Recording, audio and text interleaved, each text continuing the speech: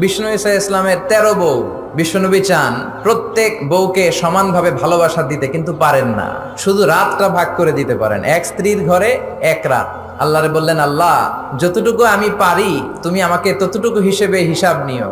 ভালোবাসা বন্টনের ক্ষেত্রে ওইটার সাধ্য ক্ষমতা আমার নাই। আয়েশার প্রতি আমার মন এমনি বেশি ঝুঁকে যায়, ওইটার জন্য কিয়ামতের দিন আমারে প্রশ্ন করো না, কোন সুবহানাল্লাহ। এজন্য ভালোবাসাটা অন্তরের বিষয়, অন্তর থেকে আসে। এই ভালোবাসা কিয়ামত পর্যন্ত জারি থাক, আমরা পড়ি আমিন। মা আয়েশা পায়েস খেতে খেতে সাউদার গালে পায়েস মেখেছে।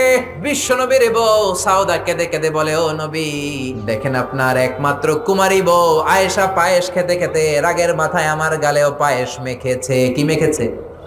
পাশাকোটে কি পায়েস চিনেন? না সিন্নি চিনেন? নাকি সেমাই? হ্যাঁ পায়েস না সিন্নি, সব আছে। বিশ্বনবী বললেন, তোমার কথা শুনলাম, আয়েশার কথা শোনার দরকার আছে না নাই? ও আয়েশা করেছো নাকি? আয়েশা বললেন, জি ইয়া রাসূলুল্লাহ, বালা আমি করেছি।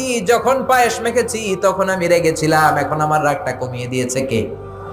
এখন আমি বুঝতে পেরেছি কাজটা করা ঠিক হয় নাই। দুইজনের কথা শুনলেন। এবার বিশ্বনবী বললেন, আমার বিচার হলো কিসাস, বাদী বিবাদী দুইজনের কথা শুনলাম, এবার জাজমেন্ট, রায়। আমার বিধান হলো সমান সমান। কিসাস মানে সমান সমান। আপনি গুতা মারলে আমিও গুতা, আপনি ল্যাং মারলে আমিও ল্যাং, আপনি কোপ দিলে আমারও কোপ, আছে না নাই?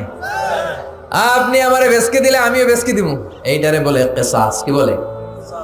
বিশ্বনবী বললেন, সমান সমান। ও আয়েশা, তুমি যেমনি সাউদার গালে পায়েস মেখেছো, সাউদাও পায়েস নিয়ে আয়েশার গালের মধ্যে মেখে দাও।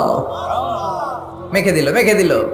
সাউদাও পায়েস নিয়ে আয়েশার গালে মেখে দিল। আয়েশা মুচকি হাসলেন, সাউদা মুচকি হাসলেন, বিশ্বনবী হাসলেন। আরশের উপর থেকে খুশি হলো কে?